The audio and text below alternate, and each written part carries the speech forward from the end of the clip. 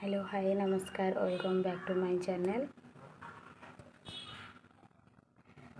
जड़े लोक गोटे गध साहाय्य बिजनेस करुले से गध पिठी रे तांको बिजनेस जो करती सब जिनस नबा आनिबा करती।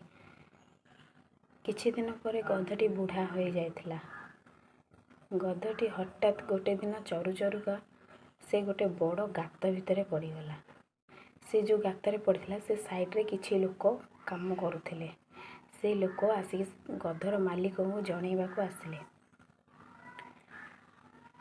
गध तांकर पड़ जाइथिला बोली से गातरे। मालिक आसिक देखिला बेलू बहुत गाढ़ थिला गातटा। आ मालिक भाविले गध तो बुढ़ा हो जाइछि, आ तो किछि काम को आसुनी, कहीं एते कष्ट करके बाहर करेंगे, से ता भितर थाउ से मरु। श्रमिक मैंने कहले जो श्रमिक मैंने जाकि जनईले जे मालिक को गध तांकर पड़ जाइछि बोली, से श्रमिक मैंने कहले से गध आपन को केते साहाय्य न करिछि सब क्षेत्र रे, आपन ताको जेमिति छाड़ीदेवे। शुणु आम गोटे काम करवा, माटी बोझे लेखा आणिक से पकईदवा। माटी बोझे लेखा पकईदे से ता भितर मरीज। एमती भाव मालिक चिंता कले हाँ ठीक कथा। समस्ते माटी बोझे लेखा आनी पकाइबाकू लगिले।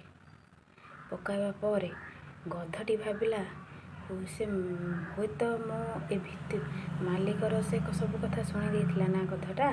से भाविला हुए तो मो निज पाई टिके चेष्टा करी सारे, काले मो चेष्टा मो बंची जाई परिबी।